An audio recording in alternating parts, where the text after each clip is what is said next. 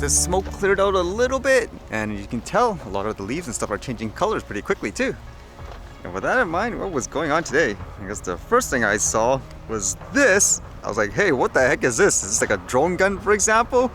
And apparently there was this little, I guess, demonstration of it, if that's what you want to say.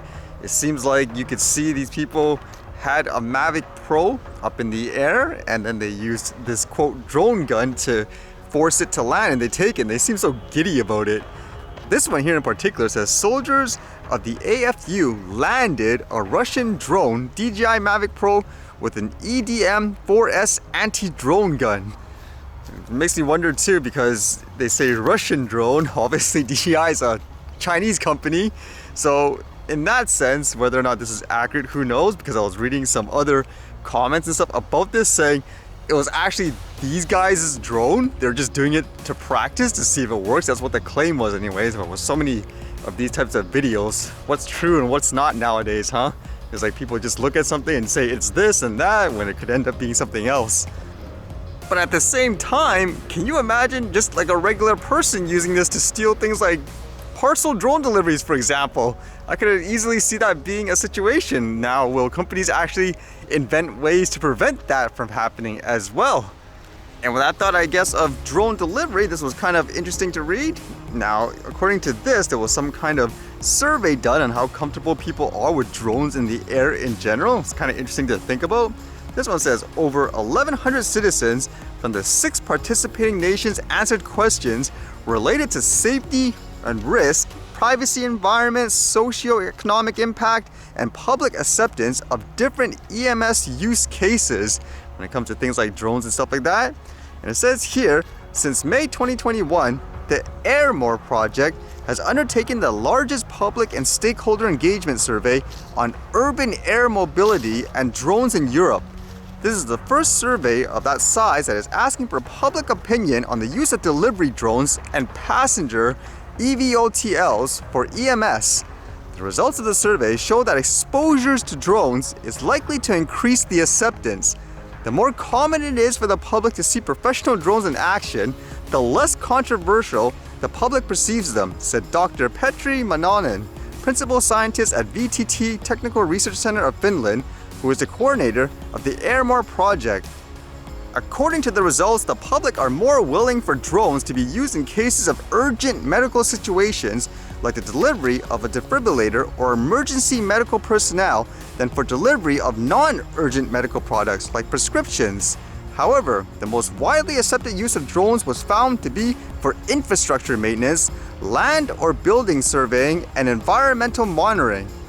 The reason for these findings could be because drones used for medical emergencies or for maintenance, surveying, or monitoring are considered less disturbing than 4 other uses, as they are generally not very frequent, often operating in controlled or isolated environments. So it's kind of interesting to think about, because I would say in general, people will become more comfortable with the technology when they're exposed to it more in general. And I would say if people actually try to use it themselves, whether it's for fun or something like that, then they'll find a lot of the perception they had aren't true.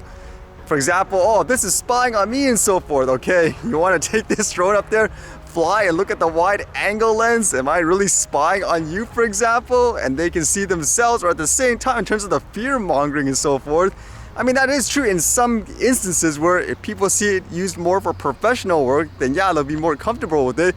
But at the same time, unfortunately, it is a lot of the quote professional organizations, commercial ones, that fear-monger it in general, because they have this kind of, I guess, narrative of saying, we're the quote professionals, we do it safely, but these guys, bad, evil. You fly it in controlled airspace underneath, like, for example, your house height. It's dangerous. It's them in many ways as well that create this hysteria. So in that sense, it's kind of weird in terms of this study, because logically it would just be stop fear-mongering it and have people, I guess, more exposed to it in general. Doesn't matter what it is, for fun or professional.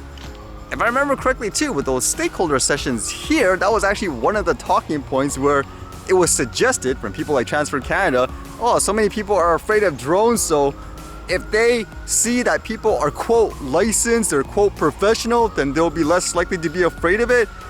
In my opinion, it's Have you not considered it's because of people like you? For example, you keep posting fear-mongering stuff, over sensationalized examples of drones crashing into airplanes and all that. You don't think that is why they have the fear of it?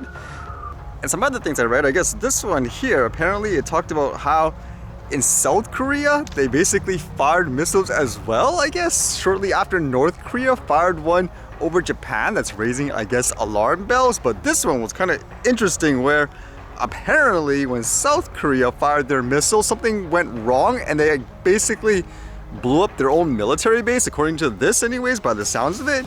It says here the South Korean and US militaries fired a volley of missiles into the sea and staged bombing drills today in response to North Korea's ballistic missile test over Japan on Tuesday.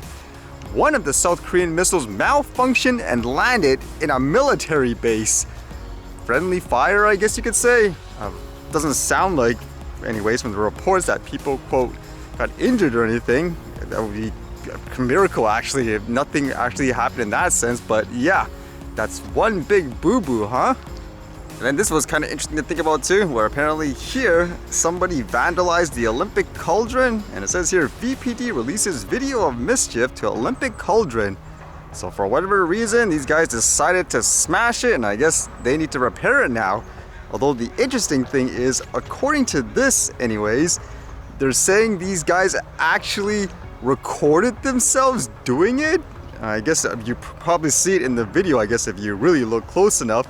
So it says here, these two will likely use the video for some sort of bragging rights, and when they do, we hope their friends will do the right thing and call police. It makes me wonder why people actually do that, where you record yourself doing a crime per se. Is it just for the thrill of it? Oh, look, we got away with it. And then you publish this afterwards. Oh, there you go. Well, hopefully they do catch them. What a waste of, I guess, time and money for people to do this, huh?